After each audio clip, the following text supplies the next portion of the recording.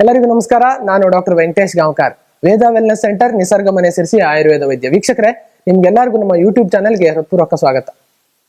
ವೀಕ್ಷಕರೇ, ಇವತ್ತು ನಾವು ಒಂದು ಇಂಟ್ರೆಸ್ಟಿಂಗ್ ಟಾಪಿಕ್ ಬಗ್ಗೆ ಡಿಸ್ಕಷನ್ ಮಾಡೋಣ. ಅದ್ಯಾವುದು ಅಂತ ಹೇಳಿದ್ರೆ, ನಮ್ಮ ಸಾಧಕರ ಹಲವಾರು ಜನರ ಪ್ರಶ್ನೆ.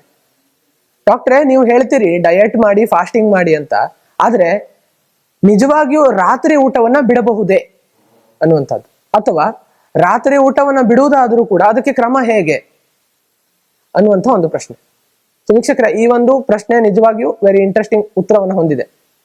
ಸೊ ಅದು ಹೇಗೆ, ರಾತ್ರಿ ಊಟದ ವೈಜ್ಞಾನಿಕತೆ ಏನು, ಆಯುರ್ವೇದ ಶಾಸ್ತ್ರದಲ್ಲಿ ರಾತ್ರಿ ಊಟದ ಬಗ್ಗೆ ಏನ್ ಹೇಳಿದ್ದಾರೆ, ಇದನ್ನೆಲ್ಲವನ್ನು ಕೂಡ ನಾವು ಇವತ್ತಿನ ವಿಡಿಯೋದಲ್ಲಿ ಡಿಸ್ಕಷನ್ ಮಾಡೋಣ. ಅದಕ್ಕಿಂತ ಮುಂಚೆ ನೀವು ನಮ್ಮ ಯೂಟ್ಯೂಬ್ ಚಾನೆಲ್ನ ಸಬ್ಸ್ಕ್ರೈಬ್ ಮಾಡಿ, doctor Hegde's health tips WhatsApp group ಅನ್ನ ಜಾಯ್ನ್ ಆಗಿ ಉಚಿತವಾಗಿ ಹೆಲ್ತ್ ಟಿಪ್ಸ್ ಅನ್ನ ಪಡ್ಕೊಳ್ಳಿ. ಅದರ ಜೊತೆಗೆ ಉಚಿತ ಆನ್ಲೈನ್ ಸಂದರ್ಶನಕ್ಕಾಗಿ ಇಲ್ಲಿ ಬರ್ತಾ ಇರುವಂತಹ ನಂಬರ್ಗಳಿಗೆ ಮಿಸ್ ಕಾಲ್ ಅನ್ನ ನೀಡಿ.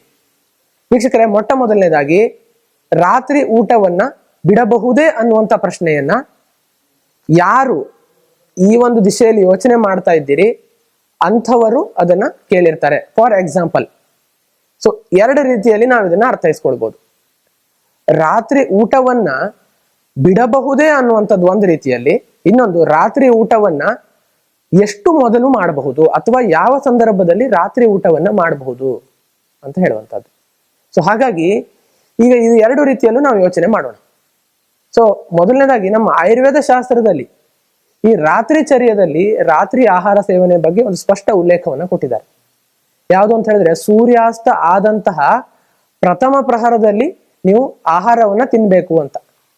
ಅಂದ್ರೆ ಅದರ ಅರ್ಥ ಏನು, ಸೂರ್ಯಾಸ್ತ ಈಗ ಫಾರ್ ಎಕ್ಸಾಂಪಲ್ ನೀವು ಒಂದು 6 ಗಂಟೆ ಅಥವಾ 6:15 ಸೂರ್ಯಾಸ್ತ ಆಗುತ್ತೆ ಅಂತ, ಸೂರ್ಯಾಸ್ತ ಸಮಯ ಅಂತ ನೀವು ತಿಳ್ಕೊಂಡಿರ್ತೀರಿ.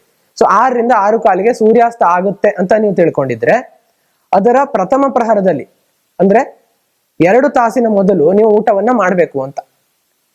ಸೊ 2ರಿಂದ 2:15 ತಾಸು ಮೊದಲು ಊಟವನ್ನ ಮಾಡ್ಬೇಕು. ಫಾರ್ ಎಕ್ಸಾಂಪಲ್ 6 ಗಂಟೆಗೆ ಸೂರ್ಯಾಸ್ತ ಆಗಿದೆ ಅಂತ ತಿಳ್ಕೊಂಡ್ರೆ, ನೀವು 8 ಗಂಟೆ ಒಳಗಡೆಗೆ ನೀವು ಊಟವನ್ನ ಮುಗಿಸ್ಬೇಕು. ಯಾರು ರಾತ್ರಿ ಊಟವನ್ನ ತಿಂತಾ ಇರುವಂತವ್ರು ಅಥವಾ ಮಾಡ್ತಾ ಇರುವಂತವ್ರು. ಸೊ ಅದರ ಉದ್ದೇಶ ಏನು, ಹೀಗೆ ಹೇಳಿರುವಂತದ್ರ ಉದ್ದೇಶ ಏನು ಅಂತ ಹೇಳಿದ್ರೆ, ನೀವು ಸಂಜೆ ಸಮಯದಲ್ಲಿ ಅಥವಾ ರಾತ್ರಿಯ ಊಟವನ್ನ ಆದಷ್ಟು ಬೇಗ ಮಾಡ್ಬೇಕು. ಸೊ 2 ತಾಸು ಒಳಗಡೆ ಮಾಡ್ಬೇಕು ಅಂತಂದ್ರೆ 1 ಗಂಟೆ 55 ನಿಮಿಷಕ್ಕೆ ಶುರು ಮಾಡೋದಲ್ಲ. ಸೊ ಸೂರ್ಯಾಸ್ತ ಆದ ಕೆಲ ಹೊತ್ತಿನಲ್ಲೇ ನೀವು ಆಹಾರವನ್ನ ತಿನ್ಬೇಕು ಅಂತ ಹೇಳಿರುವಂಥದ್ದು. ಸೊ ಯಾಕೆ ಆಯುರ್ವೇದ ಶಾಸ್ತ್ರದಲ್ಲಿ ಇದಕ್ಕೆ ಏನು ಉಲ್ಲೇಖ ಹೇಳ್ತಾರೆ ಅಂತಂದ್ರೆ, ರಾತ್ರಿ ಸಮಯದಲ್ಲಿ ನಮ್ಮ ಅಗ್ನಿಬಲ ಕಡಿಮೆ ಇರುತ್ತೆ. ಸೊ ಸಂಧ್ಯಾಕಾಲದ ನಂತರ, ಸೂರ್ಯ ಅಸ್ತವಾದಂತಹ ನಂತರ ನಮ್ಮ ಅಗ್ನಿಬಲ ಕಡಿಮೆ ಇರುತ್ತೆ. ಹಾಗಾಗಿ ನಾವು ತಿಂದಂತ ಆಹಾರ ಜೀರ್ಣ ಆಗೋದಿಲ್ಲ. ಇದರಿಂದಾಗಿ ಆಮ ಉತ್ಪಾದನೆ ಆಗ್ತದೆ, ಅಜೀರ್ಣ ಆಗ್ತದೆ, ಇನ್ನಿತರ ಸಮಸ್ಯೆಗಳು ಬರ್ತದೆ ಅನ್ನುವಂಥದ್ದನ್ನ ಇದರಲ್ಲಿ ಹೇಳಿರುವಂಥದ್ದು. ಸೊ ಹಾಗಾಗಿ ನೀವು ಐಡಿಯಲಿ ನನ್ನ ಹತ್ರ ಕೇಳೋದಾದ್ರೆ, ಒಂದು ಒಪಿನಿಯನ್ ಹೇಳ್ಬೇಕು ಅಂತಾದ್ರೆ, ಈಗ 6 ಗಂಟೆಗೆ ಸೂರ್ಯಾಸ್ತ ಸಮಯ ಅಂತ ಅನ್ಕೊಂಡ್ರೆ, ನೀವು 6:30ಯಿಂದ 7 ಒಳಗೆ ನಿಮ್ಮ ರಾತ್ರಿ ಆಹಾರವನ್ನ ಮುಗಿಸ್ಬೇಕು. ಸೊ ಇದು ಯಾರಿಗೆ, ಇದು ಹೆಲ್ದಿಯಾಗಿ ಲೈಫ್ ಸ್ಟೈಲ್ ಅನ್ನ ಲೀಡ್ ಮಾಡಿಕೊಂಡು ಯಾವುದೇ ಸಮಸ್ಯೆಗಳಿಗೆ ಒಳಗಾಗಬಾರದು ಅಂತ ಹೇಳುವಂತಹ ಆರೋಗ್ಯವಂತ ವ್ಯಕ್ತಿಗೆ ಹೇಳ್ತಾ ಇರುವಂಥದ್ದು. ಸೊ ಆಹಾರವನ್ನ ಬೇಗನೆ, ರಾತ್ರಿಯ ಊಟವನ್ನ ಬೇಗನೆ ಮಾಡುವುದು ಸೂಕ್ತ ಅನ್ನುವಂಥದ್ದು ಇದು ಮೊದಲನೇ ಒಂದು ಪಾಯಿಂಟ್ ಆಫ್ ವ್ಯೂ. ಸೊ ಎರಡನೇ ವಿಧವಾಗಿ ನೀವು ಥಿಂಕ್ ಮಾಡೋದಾದ್ರೆ, ನೀವು 3 ಹೊತ್ತಿನಲ್ಲಿ 1 ಹೊತ್ತನ್ನ ಆಹಾರವನ್ನ ಸ್ಕಿಪ್ ಮಾಡಬೇಕು ಅಂತ ಇದ್ರೆ, ಖಂಡಿತವಾಗಿ ರಾತ್ರಿ ಹೊತ್ತಿನ ಆಹಾರವನ್ನ ಸ್ಕಿಪ್ ಮಾಡೋದೇ ತುಂಬಾ ಒಳ್ಳೇದು. ಸೊ ಯಾಕೆ ಹೇಳ್ತೀವಿ ಅಂತಂದ್ರೆ, ಮಾಡರ್ನ್ ರಿಸರ್ಚಸ್ ಪ್ರಕಾರನೂ ಕೂಡ ಡೈಜೆಸ್ಟಿವ್ ಎನ್ಸೈಮ್ಸ್ ಅನ್ನುವಂಥದ್ದು, ಸೊ ಈ ಒಂದು ಸೂರ್ಯಾಸ್ತ ಆದ ನಂತರ ನಮ್ಮ ವಾತಾವರಣದ ಟೆಂಪರೇಚರ್ ಕಡಿಮೆ ಆಗೋದ್ರಿಂದಾಗಿ ನಮ್ಮ ಶರೀರದಲ್ಲೂ ಕೂಡ ಈ ಡೈಜೆಸ್ಟಿವ್ ಎನ್ಸೈಮ್ಸ್ ಅನ್ನುವಂಥವು ಮತ್ತು ಈ ಡೈಜೆಸ್ಟಿವ್ ಜ್ಯೂಸಸ್ ಅನ್ನುವಂಥವು, ಸೊ ಈ ಒಂದು ಲಿಕ್ವಿಡ್ಗಳು ಮತ್ತು ಎನ್ಸೈಮ್ಸ್ಗಳು ಎರಡೂ ಕೂಡ ಅಷ್ಟೊಂದು ಪ್ರಮಾಣದಲ್ಲಿ ಉತ್ಪತ್ತಿ ಆಗೋದಿಲ್ಲ. ಹಾಗಾಗಿ ಹೆವಿ ಆದಂತ, ಅಂದ್ರೆ ಡೈಜೆಷನ್ಗೆ ಹೆವಿ ಆದಂತಹ ಪ್ರೋಟೀನ್ ಆಗಿರ್ಬೋದು, ಫ್ಯಾಟ್ ಆಗಿರ್ಬೋದು, ಅಥವಾ ಇನ್ನಿತರ ಡೈಜೆಷನ್ಗೆ ಹೆವಿ ಆಗುವಂತ ಪದಾರ್ಥಗಳು ಜೀರ್ಣ ಆಗೋದಿಲ್ಲ. ಸೊ ಇದರಿಂದಾಗಿ ನೀವು ರಾತ್ರಿ ಆಹಾರವನ್ನ ಆದಷ್ಟು, ಈಗ ನೀವು 3 ಹೊತ್ತಿನಲ್ಲಿ 1 ಹೊತ್ತು ಆಹಾರವನ್ನ ಸ್ಕಿಪ್ ಮಾಡಬೇಕು, ನೀವು ವೇಟ್ ಲಾಸ್ ಆಗಬೇಕು ಅಥವಾ ಡಯಾಬಿಟಿಸ್ ಕಂಟ್ರೋಲಿಗೆ ಬರಬೇಕು, ಸೊ ಹೈಪೋಥೈರಾಯ್ಡಿಸಮ್, PCOD ಇನ್ನಿತರ ಸಮಸ್ಯೆಗಳು, ಮೆಟಬಾಲಿಕ್ ಸಮಸ್ಯೆಗಳು ಅಂತ ಏನ್ ಕರಿತೀವಿ, ಇದು ಕಂಟ್ರೋಲಿಗೆ ಬರಬೇಕು ಅಂತ ಹೇಳಿ 1 ಹೊತ್ತು ಫಾಸ್ಟಿಂಗ್ ಮಾಡ್ಲಿಕ್ಕೆ ಇಷ್ಟಪಡ್ತೀರಿ. ಹಾಗಿದ್ರೆ ಖಂಡಿತವಾಗಿ ರಾತ್ರಿ ವೇಳೆ ನೀವು ಫಾಸ್ಟಿಂಗ್ ಮಾಡೋದು ಉತ್ತಮ. ಸೊ ಈ ಒಂದು ರಾತ್ರಿ ಆಹಾರವನ್ನ ನೀವು ಸೂರ್ಯಾಸ್ತಕ್ಕಿಂತ ಸ್ವಲ್ಪ ಮುಂಚೆನೆ ತಿನ್ಬೇಕು ಅಂತ. ಸೊ ಸರಿಯಾಗಿ ಸೂರ್ಯಾಸ್ತದ ಸಮಯದಲ್ಲಿ ಆಹಾರ ಸೇವನೆ ನಿಷಿದ್ಧ ಅಂತ ಒಂದು ಕಾನ್ಸೆಪ್ಟ್ ಇದೆ. ಸೊ ಹಾಗಾಗಿ ನೀವು 5ರಿಂದ 5:30 ಒಳಗಡೆಗೆ ಅಥವಾ ಮ್ಯಾಕ್ಸಿಮಮ್ 5:30ಯಿಂದ 6 ಒಳಗಡೆಗೆ ಸಂಜೆಯ ಆಹಾರವನ್ನ ಸೇವಿಸಬಹುದು. ಸೊ ಅದರಲ್ಲೂ ಕೂಡ ಕಡಿಮೆ ಕಾರ್ಬೋಹೈಡ್ರೇಟ್, ಕಡಿಮೆ ಫ್ಯಾಟ್, ಕಡಿಮೆ ಪ್ರೋಟೀನ್ ಇರುವಂತಹ ಆಹಾರವನ್ನ ತಿಂದು ಹೆಚ್ಚು ತರಕಾರಿಗಳು, ಹಣ್ಣುಗಳು, ಸೂಪು, ಇನ್ನಿತರ ಬೇಯಿಸಿದಂತ ಆಹಾರವನ್ನ ಅಂದ್ರೆ ತರಕಾರಿಗಳ ಪಲ್ಯ ಆಗಿರ್ಬೋದು, ಬೇಯಿಸಿದ ತರಕಾರಿಯ ಸೂಪ್ ಆಗಿರ್ಬೋದು, ಇದನ್ನ ಜಾಸ್ತಿಯಾಗಿ ತಗೊಂಡು ಕಡಿಮೆ ಕಾರ್ಬೋಹೈಡ್ರೇಟ್ ಅನ್ನ ತಿಂದು ನೀವು ಸಂಜೆ 5:30ರಿಂದ 6 ಗಂಟೆಗೆ ಮ್ಯಾಕ್ಸಿಮಮ್ ನಿಮ್ಮ ಆಹಾರವನ್ನ ಮುಗಿಸ್ಬೇಕು.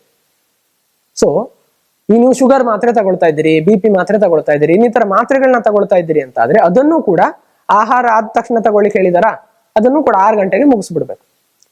ಸೊ ಇದರಿಂದ ಇಂಟರ್ಮಿಟೆಂಟ್ ಫಾಸ್ಟಿಂಗ್ ಅನ್ನುವಂಥದ್ದನ್ನ ನೀವು ಕರೆಕ್ಟ್ ಆಗಿ ವೈಜ್ಞಾನಿಕವಾಗಿ ಮಾಡ್ದಂತ ಆಗತ್ತೆ.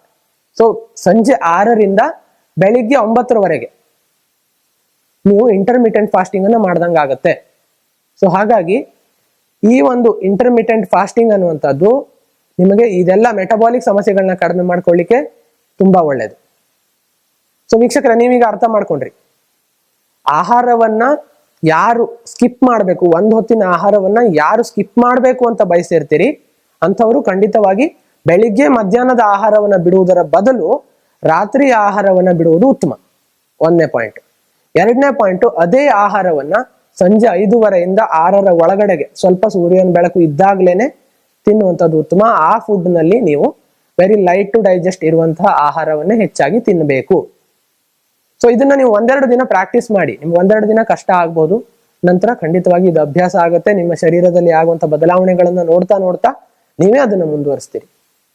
ಇಲ್ಲ ನನಗೆ ಸಾಧ್ಯ ಆಗುವುದೇ ಇಲ್ಲ, ಸೊ ಈಗ ಕೆಲವರು ತುಂಬಾ ತೆಳ್ಳಗಿರ್ತಾರೆ, ಅಂಥವರಿಗೆ ಶುಗರ್ ಇರುತ್ತೆ, ಅಥವಾ ಇನ್ನು ವೇಟ್ ಲಾಸ್ ಆಗ್ಲಿಕ್ಕೆ ಇಷ್ಟಪಡೋದಿಲ್ಲ, ಆದ್ರೂ ನಾನು ಹೆಲ್ದಿ ಲೈಫ್ ಸ್ಟೈಲ್ ರೂಟೀನ್ ಮಾಡ್ಕೋಬೇಕು ಅಂತ ಇರುತ್ತೆ, ಅಂಥವರು ಸೂರ್ಯಾಸ್ತ ಆದ ಸ್ವಲ್ಪ ನಂತರ ಹೊತ್ತಿನಲ್ಲಿ ಅಂದ್ರೆ ಮ್ಯಾಕ್ಸಿಮಮ್ 6:30ರಿಂದ 7 ಗಂಟೆ ಒಳಗಡೆಗೆ, ಇದು ಆರೋಗ್ಯವಂತರಿಗೆ ಹೇಳ್ತಾ ಇರುವಂತದ್ದು, 6:30ರಿಂದ 7 ಗಂಟೆ ಒಳಗಡೆಗೆ ಇದೇ ಈಗ ನಾನು ಹೇಳಿದಂತಹ ಕಡಿಮೆ ಕಾರ್ಬೋಹೈಡ್ರೇಟ್, ಕಡಿಮೆ ಫ್ಯಾಟ್, ಕಡಿಮೆ ಪ್ರೋಟೀನ್ ಇರುವಂತಹ ಹೆಚ್ಚು ಬೇಯಿಸಿದ ತರಕಾರಿಗಳು, ಸೂಪು, ಇನ್ನಿತರ ಆಹಾರಗಳಿರುವಂತಹ ಆಹಾರವನ್ನ ರಾತ್ರಿ ಹೊತ್ತಿನಲ್ಲಿ ತೆಗೆದುಕೊಳ್ಬೇಕು. ಸೊ ಕಡಿಮೆ ಫ್ಯಾಟ್, ಕಡಿಮೆ ಪ್ರೋಟೀನ್ ಅಂತಂದ್ರೆ ದಿನನಿತ್ಯದಲ್ಲಿ ನೀವು ಅದನ್ನ ಕೊರತೆ ಮಾಡ್ಕೊಳ್ಳಿ ಅಂತಲ್ಲ, ರಾತ್ರಿ ಊಟದಲ್ಲಿ ಇದು ಕಡಿಮೆ ಇರಬೇಕು. ಸೊ ಹಾಗಾಗಿ ಖಂಡಿತವಾಗಿ ರಾತ್ರಿ ಊಟವನ್ನ ಬಿಡಬಹುದು ಅಥವಾ ಅದನ್ನ ಯಾವ ರೀತಿ ಮುಂಚೆನೆ ಮಾಡ್ಕೊಳ್ಬಹುದು ಅನ್ನುವಂಥದ್ದನ್ನ 2 ವಿಧಾನದಲ್ಲಿ ನಾನು ತಿಳಿಸ್ಕೊಟ್ಟಿದ್ದೇನೆ. ಸೊ ಈ ವಿಡಿಯೋವನ್ನ ನಿಮ್ಮ ಸ್ನೇಹಿತರೊಂದಿಗೂ ಕೂಡ ಶೇರ್ ಮಾಡ್ಕೊಳ್ಳಿ ಅಂತ ರಿಕ್ವೆಸ್ಟ್ ಮಾಡ್ಕೊಳ್ತಾ, ಎಲ್ಲರಿಗೂ ಆರೋಗ್ಯ ಜಾಗೃತಿ ಮೂಡುವಂತಾಗ್ಲಿ ಅಂತ ಕೇಳ್ಕೊಳ್ತಾ ಮತ್ತೊಮ್ಮೆ ಧನ್ಯವಾದಗಳು.